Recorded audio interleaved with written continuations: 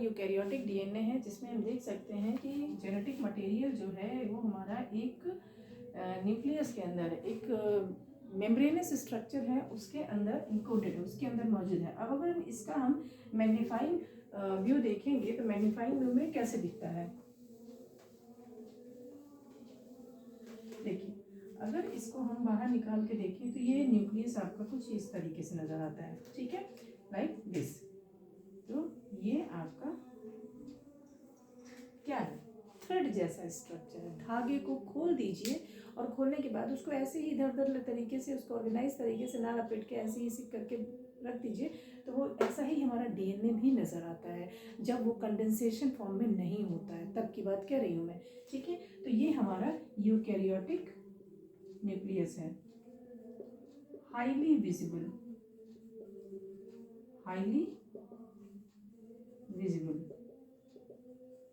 इन microscope.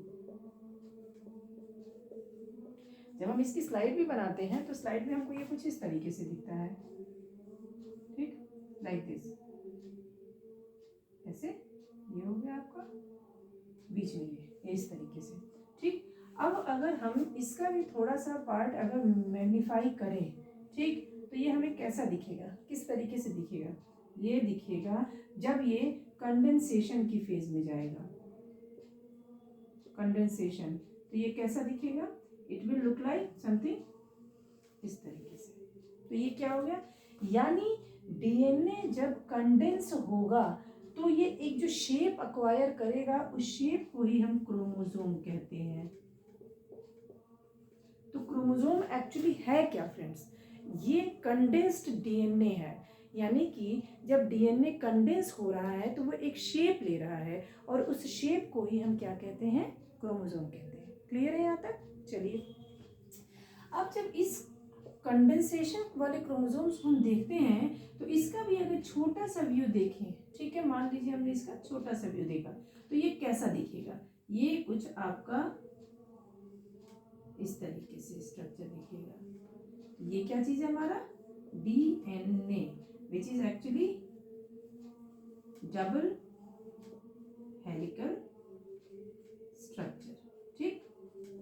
यहाँ तक I think आपको सारी चीजें क्लियर होगी।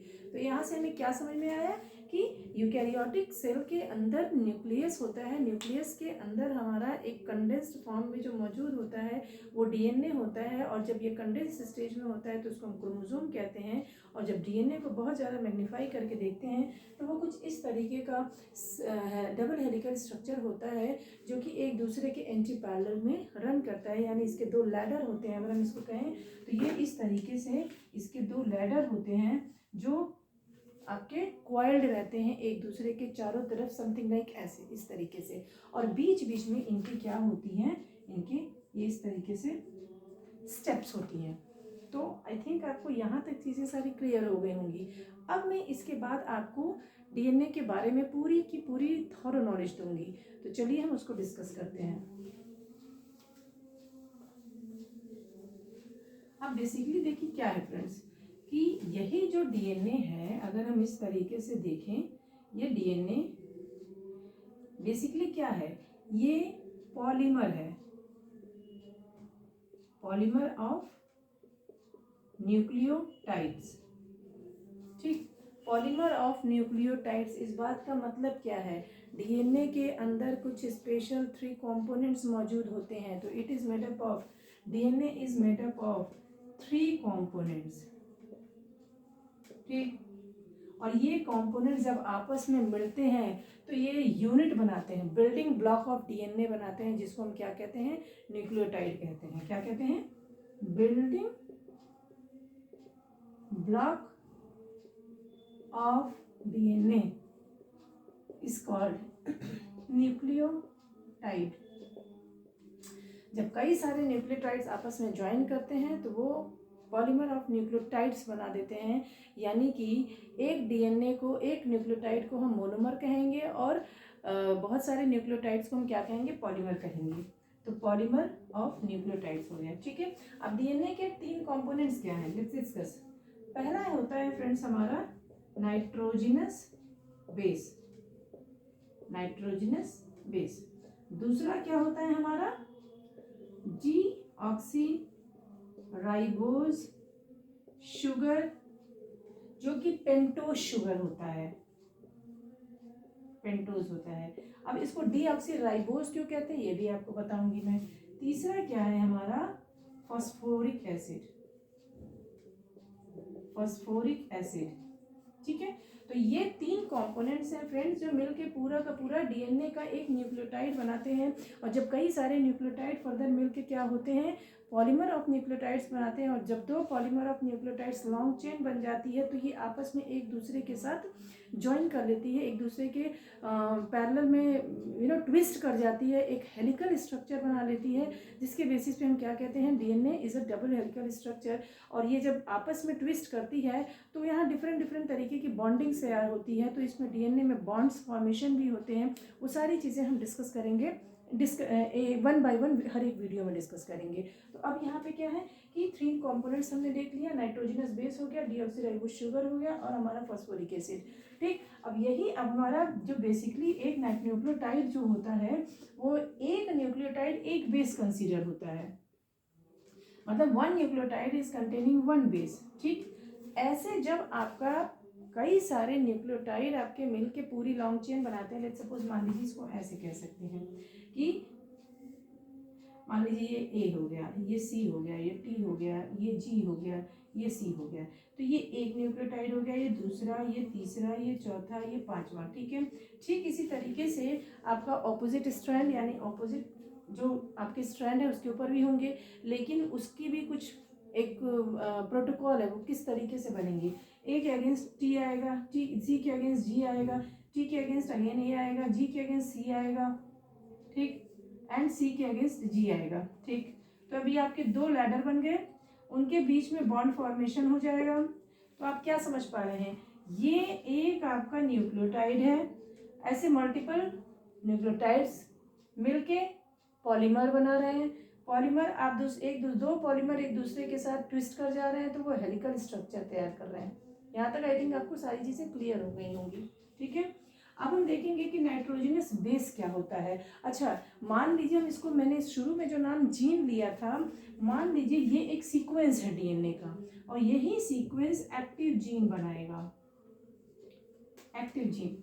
ठीक है, क्योंकि ये बात मैं फ्रेंड्स क्यों बार बार बोल रही हूँ, क्योंकि डीएनए किसी भी स्पीसीज की अगर बात कर लें तो हर एक स्पीसीज में डीएनए एक्टिव जीन्स के साथ साथ कुछ इनएक्टिव जीन्स भी बनाता है। कुछ सीक्वेंसेस जो होते हैं वो एक्चुअली में प्रोटीन बनाते हैं, बट मेजॉरिटी सीक्वेंस ऐसे भी होते हैं जो प्रोटीन नहीं बनाते हैं। तो जो नहीं बनाते वो भी मौजूद होते हैं, उसे कह सकते हैं कि एक डिब्री फॉर्म में, घर में जैसे कूड़ा नहीं भी यूज़ है फिर भी पड़ा हुआ है, कुछ ना कुछ तो रोल प्ले करता होगा। ठीक इसी तरीके से पूरे के पूरे अगर जीनोम की बात की जाए तो पूरे जीनोम में सारे जीन्स एक्टिव हो ये ज़रूरी नहीं होता, कुछ इनएक्टिव जीन्स भी होंगे, लेकिन वो फिर भी प्रेजेंट होते हैं। क्यों?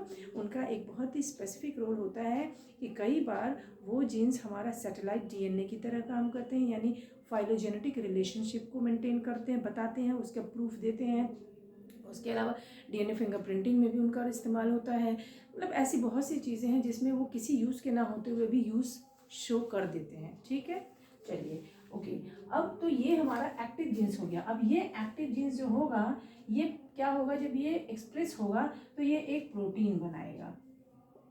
वो प्रोटीन ही जाके हमारा क्या होगा, एक कैरेक्टर को फॉर्म करेगा, और उसी बेसिस पे हम कहते हैं कि अच्छा ये एंजाइम बना, ये प्रोटीन बना, ये आई कलर बना, ये स्किन कलर बना, ये हेयर कलर बना। तो ये सारी चीज़ें इसी एक्टिव जीन के एक्सप्रेशन से होती हैं। ठीक है, चलिए अब हम नाइट्रोजनस बेस को अगर डिस्कस करेंगे तो नाइट्रोजनस बेस डीएनए के अंदर कैसे होते हैं, 2 तरीके, डीएनए में भी और आरएनए में भी, दोनों में। सिर्फ नाइट्रोजनस बेस 2 ही तरीके के नेचर में अभी तक पाए गए हैं।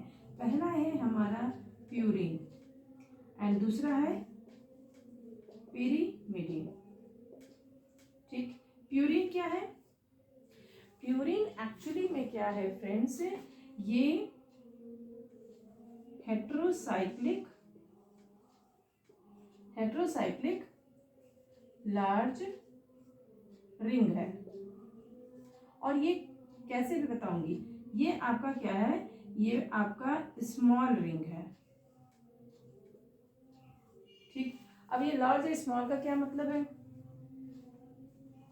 इसको समझने के लिए हमको थोड़ा इसे रब करना पड़ेगा, ठीक है। लार्ज या स्मॉल का क्या मतलब है? अगर हम प्यूरिन की बात करें तो प्यूरिन कुछ इस तरीके से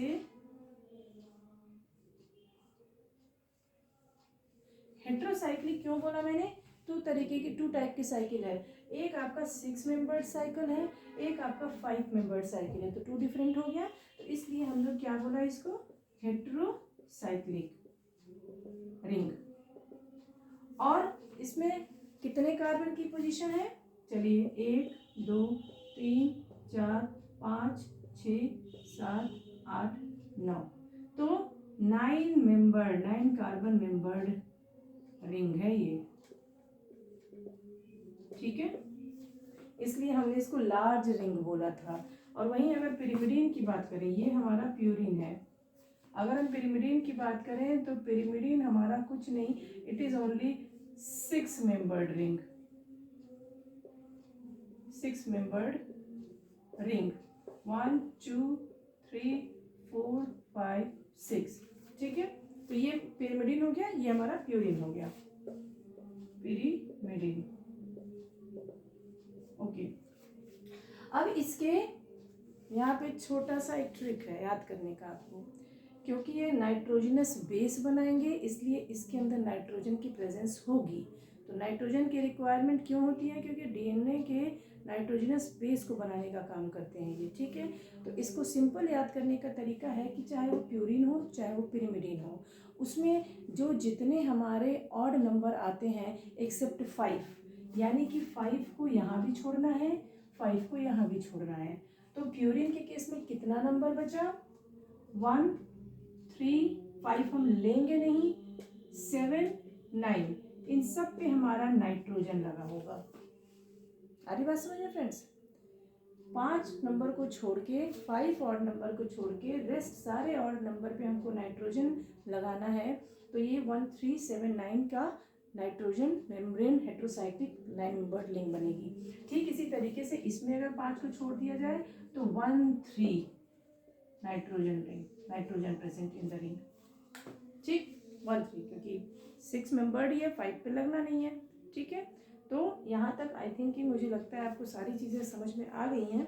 तो फ्रेंड्स ये एक इंट्रोडक्टरी वीडियो था इस चैप्टर को स्टार्ट करने के लिए। आगे नेक्स्ट वीडियो में मैं इससे नेक्स्ट का टॉपिक डिस्कस करूँगी। तो अगर आपको मेरी इस वीडियो में कुछ भी इन्फॉर्मेशन अच्छी मिली है, वर्थ मिली है, तो प्लीज़ मेरी वीडियो को सब्सक्राइब जरूर कीजिएगा। और अपने सारे जितने भी आपके रिक्वायर्ड पर्सन है जिनको इन चीज़ों का एक ज़रूरत है, जिनको मैं ये नहीं कहूँगी कि आप किसी को भी शेयर कर दीजिए, जो एक्चुअली में इसके लिए नीडेड पीपल हैं उनको आप ये जरूर शेयर करें। और इससे आपको मेरी अगले आने वाली वीडियोस की नोटिफिकेशन से मिल जाएगी। तो मैं आप लोगों के लिए इसीलिए बहुत ही यूज़फुल वर्दी वीडियो बनाती रहूँगी, और आपको जितनी बेसिक लेवल की नॉलेज है along with the some higher level, तो मैं आप लोगों को प्रोवाइड करती रहूँगी। तो stay safe, stay healthy, till then good bye.